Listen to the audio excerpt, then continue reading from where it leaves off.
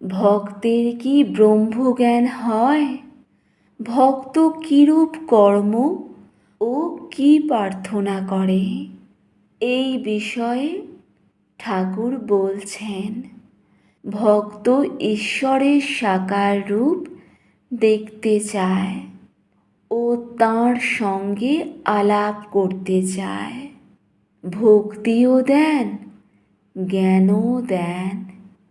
কলকাতায় যদি কেউ একবার এসে পড়তে পারে তাহলে গড়ের মাঠ, এসআইটিক সোসাইটি মিউজিয়াম সবই দেখতে পায়। কথাটা এই, এখন কলকাতায় কেমন করে আসি? ঠাকুর বলছেন, জগতের মাকে পেলে ভক্তিও পাবে, জ্ঞানও পাবে, জ্ঞানও পাবে, ভক্তিও পাবে।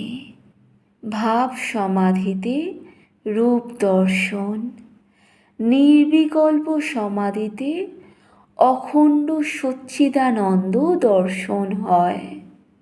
তখন অহং নামরূপ থাকে না।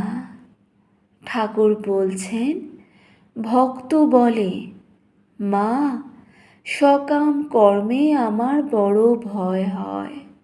সে কর্মে কামনা আছে, সে কর্ম করলেই ফল পেতে হয়। আবার অনাসক্ত হয়ে কর্ম করা কঠিন। সকাম কর্ম করতে গেলে তোমায় ভুলে যাব। তবে এমন কর্মে কাজ নাই, যতদিন না তোমায় লাভ করতে পারি ততদিন পর্যন্ত যেন কর্ম কমে যায়।